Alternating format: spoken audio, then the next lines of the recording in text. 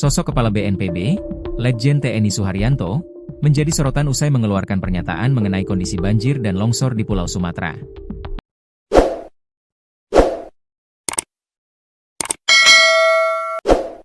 Menurut Suharyanto, kondisi banjir dan longsor di beberapa daerah tidak terlalu mencekam seperti yang beredar di media sosial.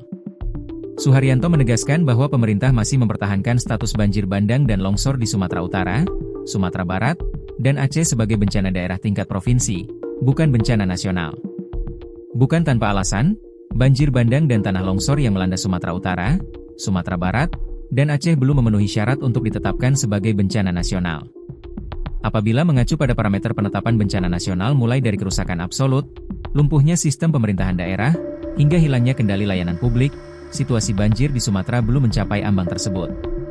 Ia menegaskan, bencana kali ini masih dapat ditangani oleh struktur pemerintahan daerah dengan dukungan penuh dari pemerintah pusat.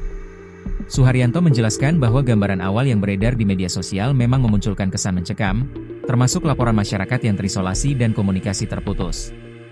Namun kondisi sebenarnya di sebagian besar lokasi kini jauh lebih terkendali.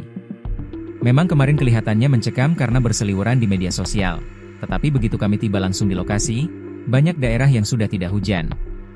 Yang paling serius memang Tapanuli Tengah, tetapi wilayah lain relatif membaik, katanya.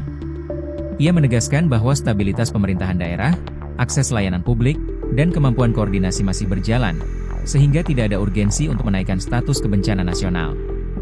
Jadi saya tidak perlu menyatakan pendapat apakah perlu ditetapkan bencana nasional atau tidak. Yang jelas, statusnya masih bencana daerah tingkat provinsi, ujar Suharyanto. Meski tidak berstatus bencana nasional, Suharyanto menekankan bahwa keterlibatan pemerintah pusat tidak berkurang sedikit pun. Mobilisasi bantuan justru berlangsung besar-besaran.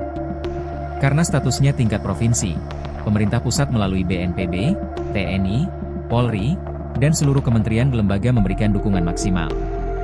Buktinya, Presiden mengerahkan bantuan besar-besaran, TNI mengirim alutsista dalam jumlah besar, dan BNPB menggerakkan seluruh kekuatan yang ada, tegasnya.